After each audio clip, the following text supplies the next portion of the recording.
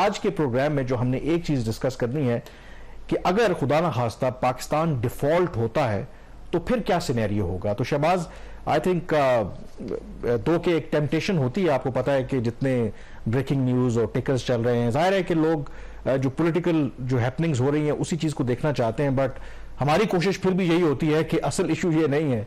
जब ये लोग होश में आएंगे तो उनको रियलाइज होगा असल इशू तो इस वक्त पाकिस्तान की मईशत है। तो I think it is very relevant कि इस चीज के ऊपर डिस्कस किया जाए, कतई नजर इसके कि इसहाक डार साहब तो बड़े कन्विंस्ड हैं कि पाकिस्तान डिफॉल्ट नहीं करेगा। डू यू थिंक कि ये उनका जो ऑप्टिमिज्म है ये सिर्फ लोगों को खुश करने के लिए है, या वाकई हम डिफॉल्ट नहीं होंगे इररिस्पेक्टिव कि हमारा IMF के साथ प्रोग्राम बहाल होता है या नहीं होता?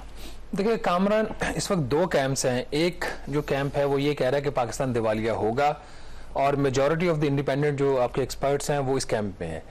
इवन के international financial institutions, international investment houses, research houses सब ये फोरकास्ट कर रहे हैं कि पाकिस्तान के दिवालिया होने का जो खदशा है वो बहुत ज़्यादा बढ़ जाएगा अगले माली साल में।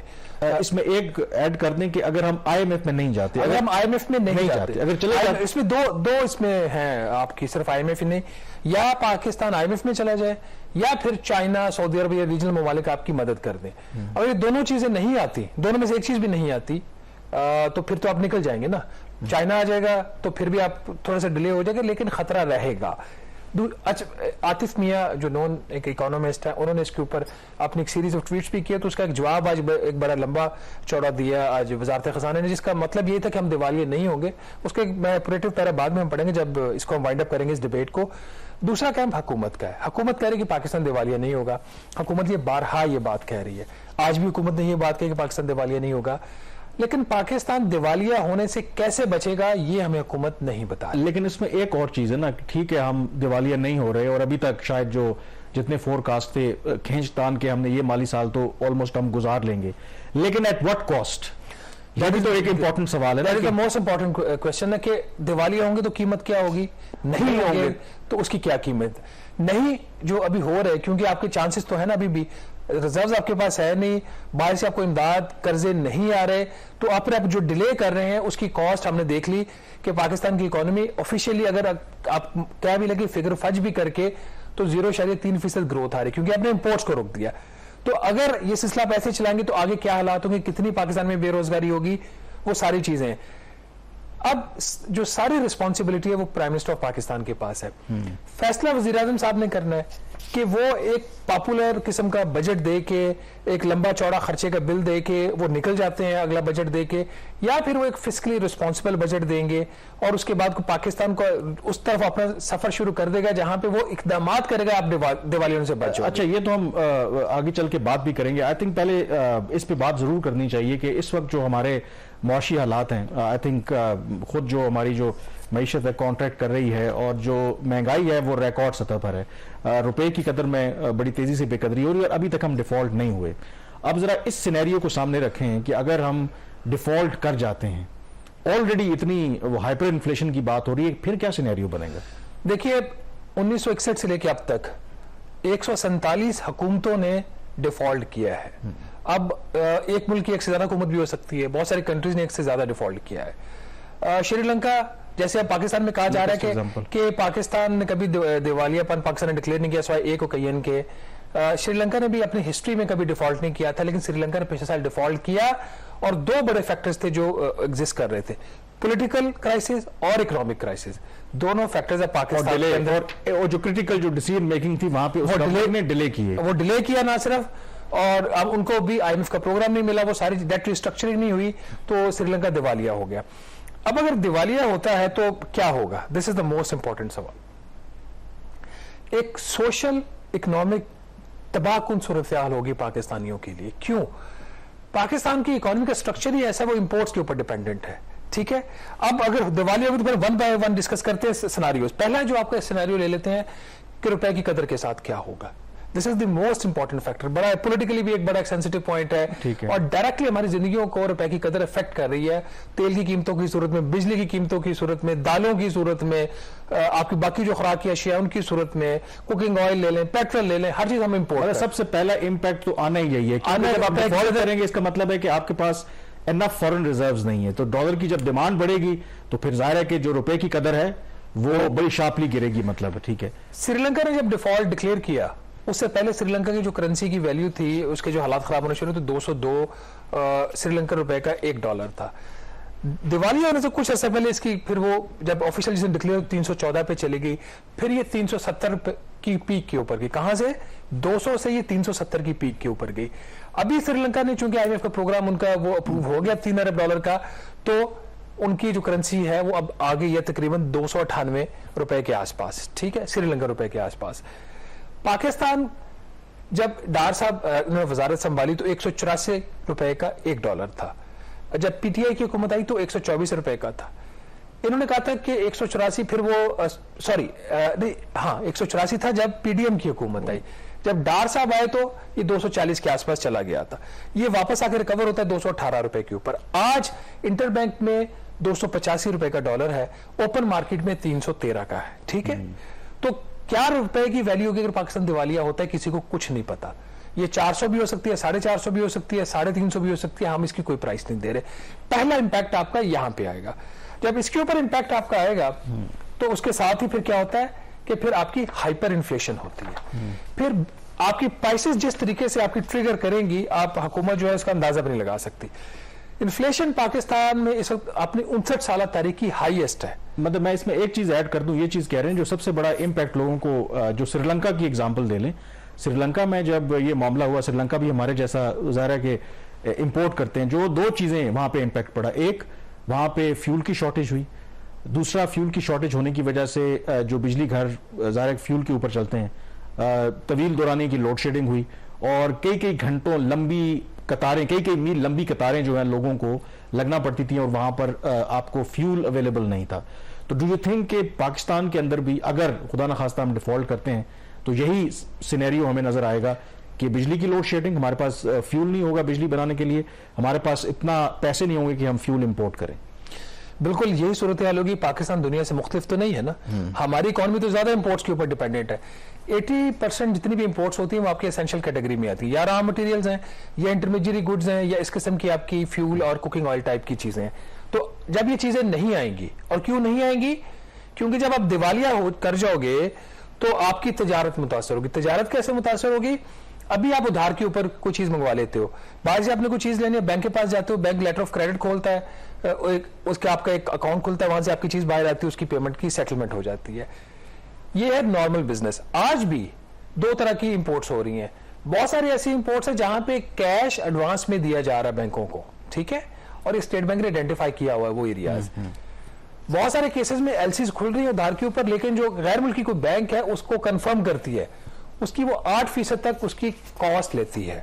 बहुत सारे केसेस में ऐसे हो रहा है कि आज ओपन मार्केट में रेट 313 है, तो एक साल की अगर कोई एलसी को 6 महीने के उधार के ऊपर खोल रहा है तो उसका रेट 350 लगाया जा रहा है बैंक की तरफ से आज भी।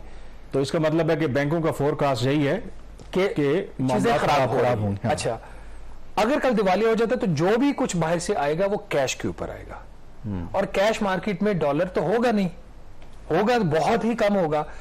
जब थोड़े डॉलर होंगे और डिमांड ज्यादा होगी, खरीदने वाले ज्यादा होंगे, जिसमें हुकूमत भी शामिल होगी, क्योंकि हुकूमत के अपने रिजर्व तो इतने काफी नहीं है, तो फिर प्राइस भी ऊपर जाएगी और हर चीज आपके लिए इंपोर्ट करना भी आसान होगा। तो फिर ये आगे आपके चीज का सवाल का जवाब, फिर तेल के लिए लाइनें भी लगेंगी।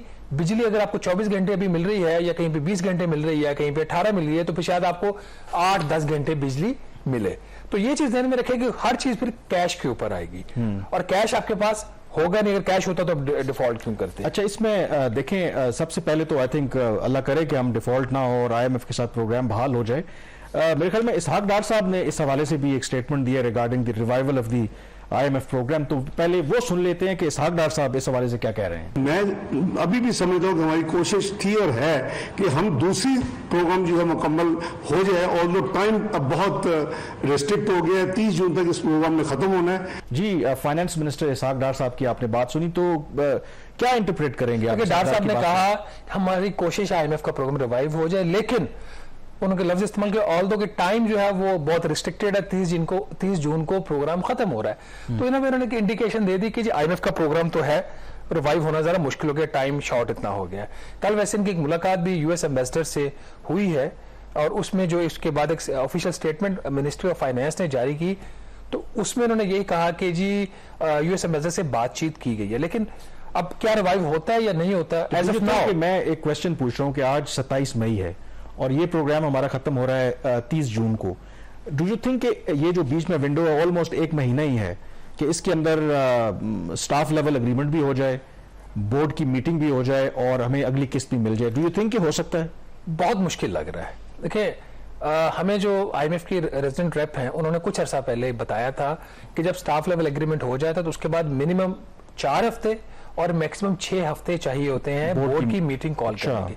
तो अगर आप 4 हफ्ते का भी पीरियड मिनिमम भी ले लें तो वो आपका 27 जून या कह लें कि 30 जून हो गया ना, तो बिल्कुल just before the close of the programme, expiry of the programme, तो बोर्ड होना कोई मुश्किल बात लग रही है अगर हम सिर्फ टाइम लाइंस की बात करें। ठीक है, लेकिन ये क्या आईएमएफ नहीं, लेकिन अगर फर्ज करें कि इसको एक्सटेंड करना है, जैसे ये प्रोग्राम तो हमारा जो ओरिजिनली सितंबर 2022 में खत्म हो रहा था ना, फिर हमने इसको सितंबर में खत्म 2022 में सितंबर 2022 में खत्म, फिर हमने एक्सटेंड करके जून तक किया, तो क्या इस पॉसिबिलिटी है कि 3-4 माह के लिए एक्सटेंड हो सकता है? बकौल आईएमएफ की रेजिडेंट रिप्रेजेंटेटिव की अभी मजीद एक्सटेंशन की इसमें कोई ऑप्शन नहीं है, तो ये एक्सटेंशन नहीं हो सकता। इसका मतलब ये वाइंड अप हो रहा है प्रोग्राम आपको, और हुकूमत कमजोर है, हुकूमत कर नहीं पा रही, अगला इनका टेन्योर ही 12 अगस्त को कंप्लीट हो रहा है, तो इसलिए मुश्किल है। लेकिन अब अगर डिफॉल्ट होता है तो फिर क्या होता है, सिर्फ यही बात यहाँ पे नहीं रुक जाती।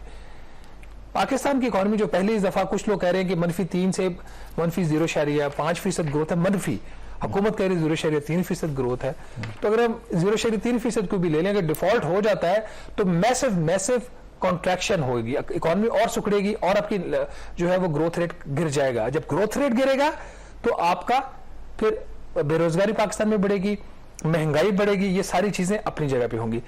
लेकिन पाकिस्तान अभी भी कैटास्ट्रोफिक सिचुएशन को बचा सकता है, रैशनैलिटी कभी भी प्रिवेल कर सकती है।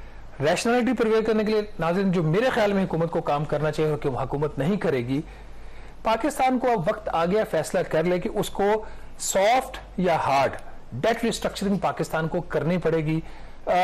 जितना कर्जों के ऊपर सूद जा रहा है उसकी मौजूदगी में जितनी मर्जी हुकूमत नए टैक्सेस लगा ले, पाकिस्तान यहां से रिकवर नहीं कर सकता। ये वक्त है कि कमर्शियल बैंकों को बिठाया जाए, उनको कहा जाए कि आपको हेयर कट लेना पड़ेगा, आपका जो प्रिंसिपल हमने कर्जा वापस करना हम इतना नहीं कर सकते, हम इसमें से कुछ रकम आपको वापस नहीं करेंगे, प्रिंसिपल कर्जा आपको कुछ माफ करना पड़ेगा और कर्जों के ऊपर सूद किया जाएगी और कर्जों की अदायगी जो है उसको 3 साल के लिए मेरे ख्याल में कम से कम हुकूमत को सस्पेंड करना चाहिए, डोमेस्टिक भी और इंटरनेशनल भी इनको बात करनी चाहिए। लेकिन मैं जो बात कर रहा हूं, I am hoping against the hope, क्योंकि हुकूमत ये बात सुनने को भी तैयार नहीं है।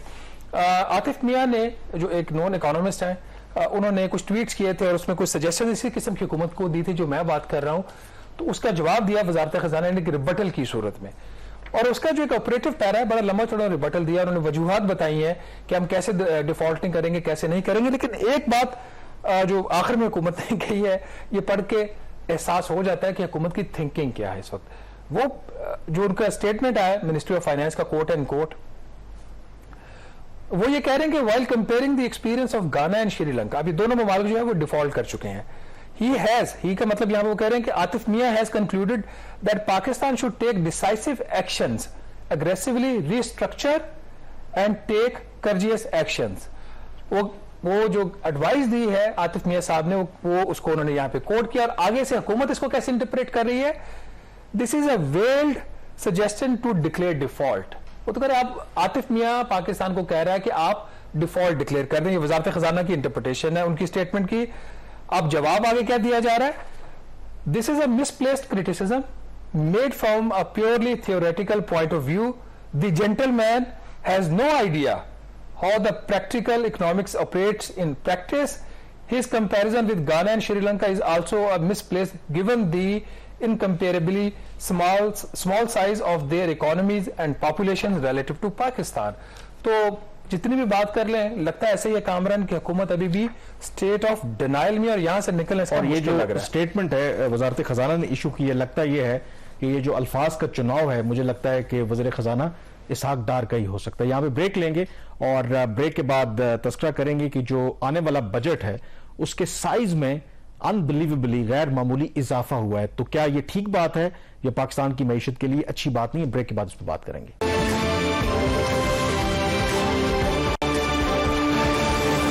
ब्रेक के बाद एक दफा फिर आपको खुशामदीद कहते हैं। फोकस हमारा मईशत के ऊपर ही है। बजट आने वाला है और जो मौजूदा इस वक्त हमारी मईशत की सूरत हाल है, तो गवर्नमेंट के पास क्या ऑप्शन है? क्या कोई रिलीफ दे सकते हैं या फिर ये एक बहुत बड़ा चैलेंज है? लेकिन जो सबसे इंपॉर्टेंट बात है शहबाज के पिछले साल के मुकाबले में अब ये बताया जा रहा है कि जो अगले माली साल का जो हुजूम होगा, जो साइज होगा बजट का, वो 14,600 अरब रुपए, और गालिबन जो ये माली साल जो कंक्लूड हो रहा है 9,600 अरब रुपए साइज था इसका। तो इसकी क्या वजह है? Should we look at it in a positive way कि देखें जी पाकिस्तान की मईशत का साइज बढ़ रहा है, या we should be concerned?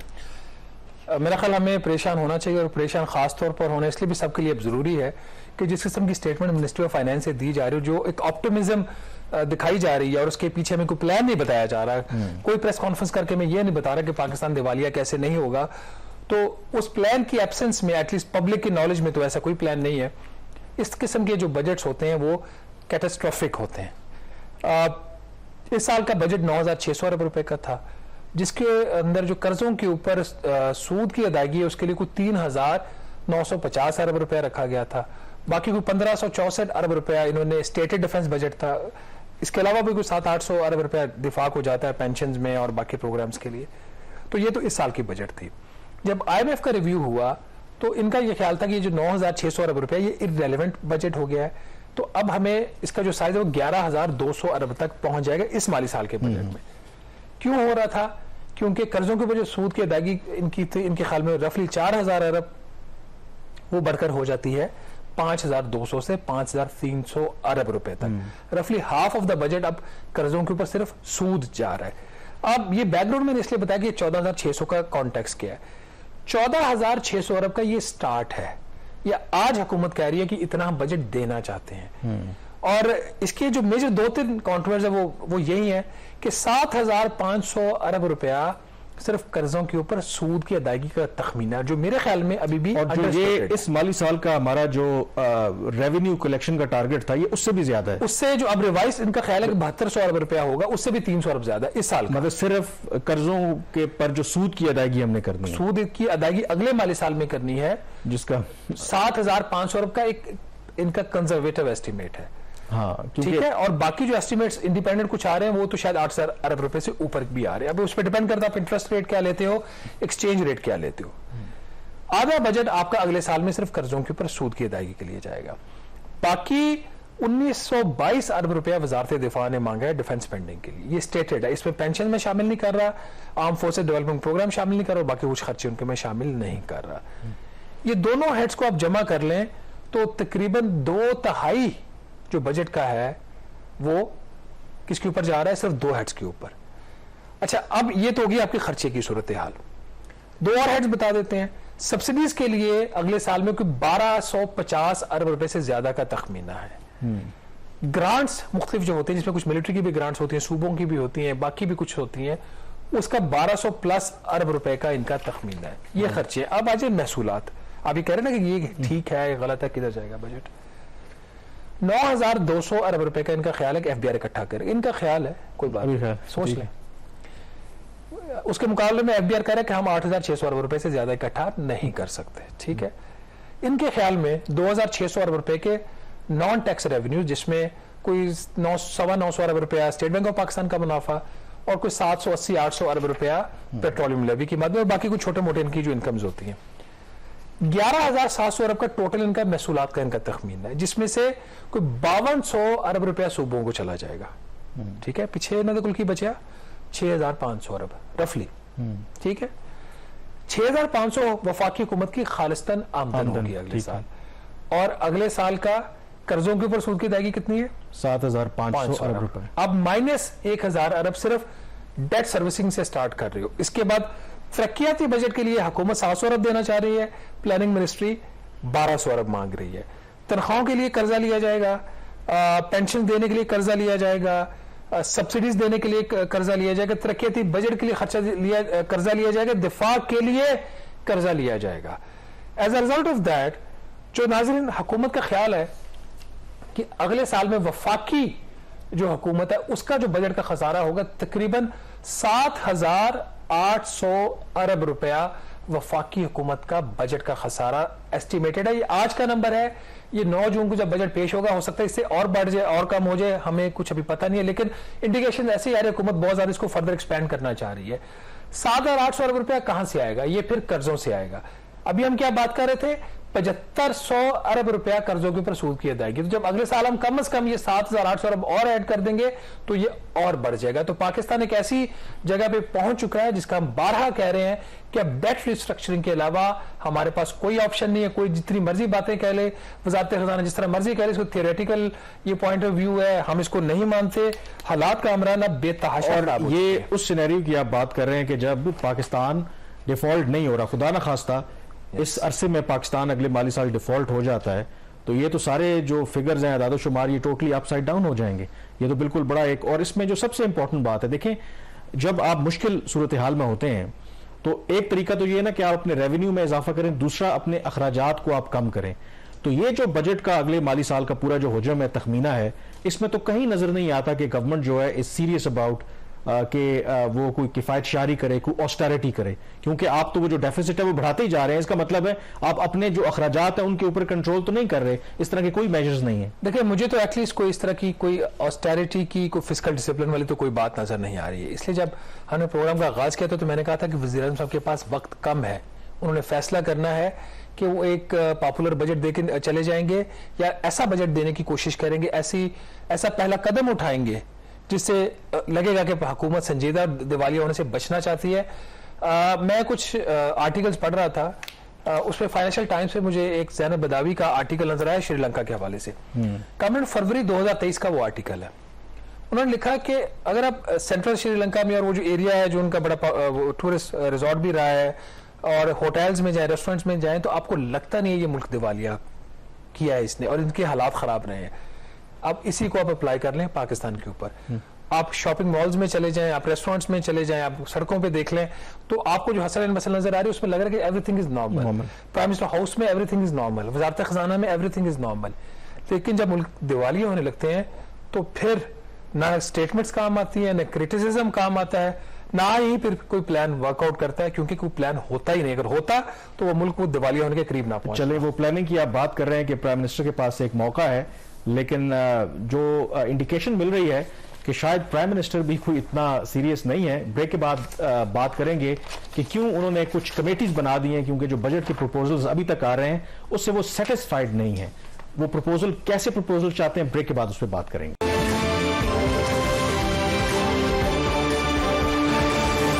Break के बाद एक दफा फिर आपको खुशामदीद कहते हैं। मईशत पर ही हमारा फोकस है और शहबाज आप कह रहे थे कि अभी भी मौका है प्राइम मिनिस्टर शहबाज शरीफ के पास के कोई करेक्टिव मेजर्स वो ले लें और बजाय इसके कि वो अगले इलेक्शन को और अपने वोट बैंक को सामने रख के बजट दें, तो मुल्क की जो मईशत है, जो उसके फंडामेंटल्स हैं, उनको सामने रखते हुए उनको बजट देना चाहिए। लेकिन जो ऑन ग्राउंड सिचुएशन नजर आ रही है शायद प्राइम मिनिस्टर को उसका अदराक नहीं है, क्योंकि जो प्राइम मिनिस्टर को जो कुछ प्रपोजल्स दिए गए थे बजट के हवाले से सेटिस्फाइड नहीं है। उन्होंने कुछ कमेटीज बना दी हैं और उसका फोकस ये है कि इस तरह के प्रपोजल्स दिए जाएं जिससे जो PMLN है या PDM की जमातें उनके वोट बैंक में इजाफा हो। तो फिर तो आपका जो ऑप्टिमिज्म प्राइम मिनिस्टर से है वो तो यहीं पे खत्म हो जाता है। देखिए प्राइम मिनिस्टर दो तरीकों से इन चीजों को देख रहे हैं और उसमें एक बात उनकी ठीक है कि जो भी एक प्रपोज बजट वजारत खजाना ने शेयर किया है उसमें बेहतरी लाई जा सकती है, even while remaining with in the available और इंडिकेटेड फिजिकल स्पेस। जरूरी नहीं कि आप उसे बाहर निकल के मजीद खर्चे करें। अगर वो इस एंगल से कमेटीज बना रहे हैं फिर तो अच्छी बात है, इंप्रूवमेंट की बात करें। अगर मकसद ये है कि आप इसमें से कैसे मजीद फिजिकल स्पेस क्रिएट करें और कैसे और ज्यादा सब्सिडीज दे सकें, ऐसे कैसे आप एक और फिजिकल एनवेलप क्रिएट करें जहां से लोगों को खुश करने की कोशिश की जाए, तो फिर ये अप्रोच गलत है। नाज़रीन, मंडे को गालिबन वज़ारत खजाना ने अपनी पहली प्रेजेंटेशन दी थी प्राइम मिनिस्टर साहब को बजट के ऊपर, और जिसमें उन्होंने ये कुछ 14,600 अरब रुपए का आउटले उनके सामने शेयर किया। उनको बजट के जो मेजर रेवेन्यू मेजर्स हैं उसके बारे में उन्होंने बताया, बाकी चीजों के ऊपर ब्रीफिंग दी। तो पीएम ने फाइनल गो अहेड नहीं दिया इन नंबर्स को जो अभी हमने आपके साथ शेयर भी किए ब्रेक से पहले, और इंस्टेड ऑफ दैट उन्होंने कोई 7 स्पेशल कमेटीज बना दी, और this is very interesting. Prime minister का इख्तियार है, वो कोई भी कमेटी बना सकते हैं। बजट माजी में हमेशा जो डोमेन रही है वजारत खजाना की रही है, और इस दफा ये हो रहा है कि प्राइम मिनिस्टर साहब, उनकी ख्वाहिश है कि और लोग भी इसमें इनपुट दें। उन्होंने जो 7 कमेटीज बनाई हैं, टॉपिक्स तो अच्छे हैं, लगता है कि वो चाहते हैं कि पाकिस्तान की इकोनॉमी ग्रो करे। अब ये अलहदा बात है कि ना पैसे हैं, ना इन्वेस्टमेंट है, ना सेविंग्स है, ग्रो कहां से करवाएंगे। जो कमेटी प्राइम मिनिस्टर ने बनाई है उसमें एग्रीकल्चर का एक ग्रुप बना दिया, वो ये रिकमेंडेशन देगा कि एग्रीकल्चर के हवाले से बजट में क्या इंसेंटिव्स अनाउंस किए जा सकते हैं। फिर रेवेन्यू मैयर्स का एक उन्होंने कमेटी बनाई है, इसके साथ ही उन्होंने इंफॉर्मेशन टेक्नोलॉजी के हवाले से इकदाम करने के लिए कमेटी बनाई है बजट से रिलेटेड। डेवलपमेंट बजट के हवाले से पीएसडीपी के, जैसे कि हम आपको बता रहे थे कि 1200 अरब रुपए की डिमांड है प्लानिंग मिनिस्ट्री की, 700 अरब वजारत खजाना ने इंडिकेट किया है, तो इसके ऊपर उन्होंने ग्रुप बना दिया जो रिकमेंड करेगा प्राइम मिनिस्टर को कितना डेवलपमेंट बजट होना चाहिए।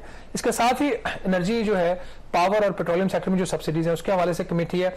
जो सबसे इंपॉर्टेंट कमेटी है वो जो गैर तरक्याती अखराजात हैं, उसमें खास तौर पर तनख्वाहों में कितना इजाफा होना चाहिए, पेंशन में कितना इजाफा होना चाहिए, सब्सिडीज जो है उसकी एलोकेशंस कैसी होनी चाहिए, उसके ऊपर एक स्पेशल कमेटी बनाई गई है। और इस कमेटी को चेयर करेंगे और कर रहे हैं हमारे वजीर दिफा ख्वाजा आसिफ साहब, उनको इनकी इस कमेटी की सरबराही दी गई है। वजारत खजाना के हैंडओवर ये काम नहीं किया गया। वजीर दिफा की सरबराही में जो कमेटी है, ये 2 अपनी मीटिंग्स कर चुकी है, कुछ रिकमेंडेशन उन्होंने फाइनल की हैं, और आखिरी जो ग्रुप प्राइम मिनिस्टर ने सेटअप किया वो इंडस्ट्रियल ग्रोथ के लिए किया है कामरान। तो ये वो मेजर ग्रुप्स हैं जो प्राइम मिनिस्टर साहब ने बनाए हैं।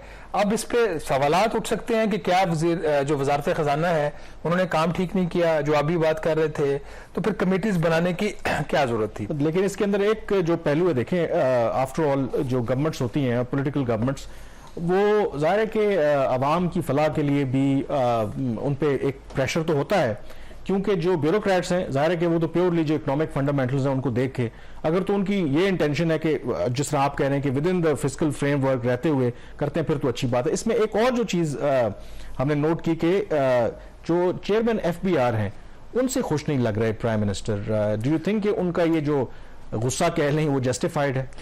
बिल्कुल जस्टिफाइड। हम इन्हीं प्रोग्राम्स में बता चुके हैं जो एफबीआर की कारकर्दगी है। बल्कि जो ख्वाजा आसिफ कमेटी है उसमें जब ये डिस्कशन हुई तो उनका जी सब्सिडीज के लिए और स्पेस चाहिए, तो स्पेस कहां से आएगी।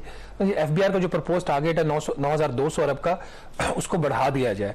तो मैं कल किसी से बात कर रहा था, मैंने कहा जी वो तो 9,200 का एग्री नहीं कर रहे, तो कहते हैं हमने उनको देखना है या हमने ये देखना है कि वो कितना कर सकते हैं। लेकिन अगर ये बड़ा अनयूजुअल होता है, वैसे शहबाज शरीफ साहब के लिए तो अनयूजुअल नहीं, वो ऐसा करते रहते हैं कि पब्लिकली किसी ऑफिसर को और खासतौर पर चेयरमैन एफबीआर को उनकी कारकर्दगी के हवाले से प्राइम मिनिस्टर ऑफ पाकिस्तान गुस्से का इजहार करे। ऐसा ही कुछ हुआ कल कराची में जब प्राइम मिनिस्टर साहब बात कर रहे थे वहां की जो बिजनेस कम्युनिटी से, उस वक्त उन्होंने चेयरमैन एफबीआर की कारकर्दगी के हवाले से क्या कहा, ये जरा सुन। बैठे चेयरमैन एफबीआर, मैं इनसे सख्त नाराज हूँ। इनसे मैंने साल पहले, शरीफ आदमी है, is an honest man, but it's all about delivery, it's all about service to the nation.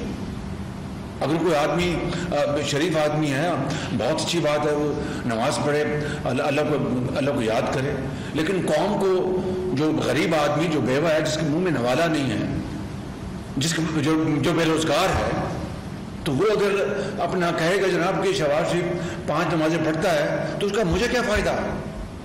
क्या उसने ऐसी पॉलिसी बनाई कि जिससे कि उसकी गुर्बत दूर हो, तालीम मुफ्त हो, इलाज मिले, आईटी में आगे बढ़े, एक्सपोर्ट्स को आगे बढ़ाएं। ये वो चीजें हैं, ये वो अब इतना बड़ा होल है। देखिए ना, जो पॉलिसीज कुछ है, जो उनके टारगेट्स हैं, उससे हट के बात कर रहा हूँ। जो रिसीट्स हैं और जो आपकी एविजन है, उसी को अगर हम प्लग करने तो नए टैक्स लगाने की जरूरत नहीं। आप मुझसे बहुत अच्छी तरह समझते हैं जी कामरान। वो उन्होंने कहा जी बड़े ईमानदार हैं, अच्छी बात है, लेकिन मैं इनसे सख्त नाराज हूं। क्यों नाराज हूं?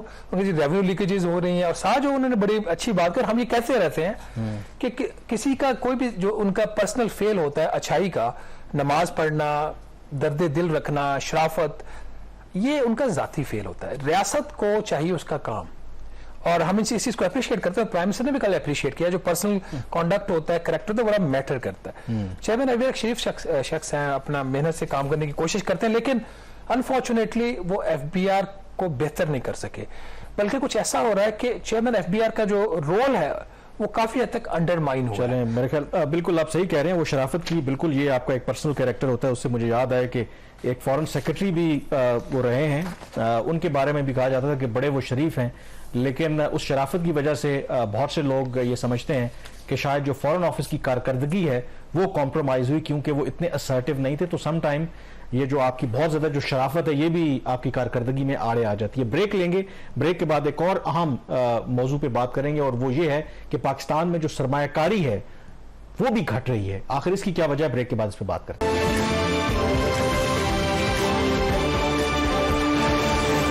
ब्रेक के बाद एक दफा फिर आपको खुशामदीद कहते हैं। किसी भी मुल्क की जो मईशत है उसका इन्हिसार दो तीन बड़ी चीजों पर होता है। एक, आपको पता है कि उसकी बरामदात कितनी है, दूसरा सेविंग्स, और जो सबसे इंपॉर्टेंट बात है कि वहां पर इन्वेस्टमेंट की क्या सूरत हाल है, और खास करके फॉरेन इन्वेस्टमेंट। जब इन्वेस्टमेंट आती है तो यकीनी तौर पर उससे जो मईशत का पहिया है वो बड़ी तेजी से चलता है। तो शहबाज, इस हवाले से भी कोई चीज हौसला अफजा नहीं है और ये कोई मेरे ख्याल में सरप्राइजिंग भी नहीं है, क्योंकि वो लोकल सरमायाकार हो या बैरूनी सरमायाकार हो, वो वहीं पे अपना सरमाया लगाएगा जहां पर उसको एक तो रिटर्न का पता हो कि आएगा गारंटीड, और दूसरा एलिमेंट ऑफ प्रेडिक्टेबिलिटी हो। और पूरे साल में अगर पाकिस्तान के अंदर देखें तो मेरे ख्याल में कोई बेवकूफ ही होगा कोई भी इन्वेस्टर जो इस माहौल में पाकिस्तान के अंदर इन्वेस्ट करे।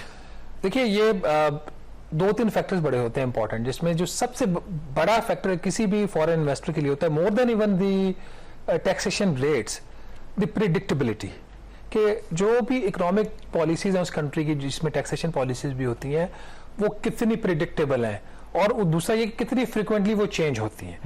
पाकिस्तान जैसा मुल्क जहां पे साल में 2-3 दफा बजट आए, एफबीआर की नालायकी की वजह से अगर टैक्स कलेक्शन में इजाफा नहीं हो रहा तो आप जीएसटी का रेट 18% कर दें स्टैंडर्ड का, बहुत सारी एशिया के ऊपर 25% कर दें, तो वहां पे निजाम नहीं चलते। इनकम टैक्स के रेट्स जो हैं वो आप रद्दोबदल करते रहते हैं, उसके साथ साथ आप स्क्वीज करते हैं, फंड्स को रोक लेते हैं।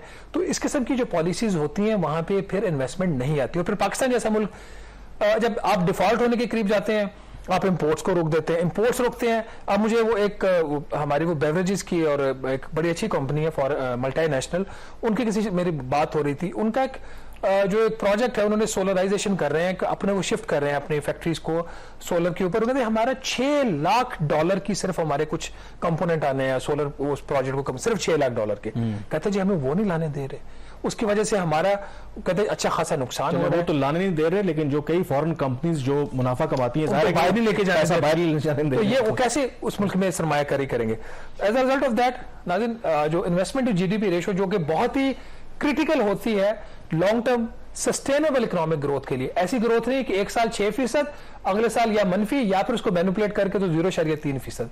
तो इन्वेस्टमेंट टू जीडीपी रेशियो जो है बजाय बढ़ने के, पिछले साल ये रेशियो 15 या 6% थी of the size of the economy, अब ये कम होकर ड्रेस्टिकली 13.5% रह गई है।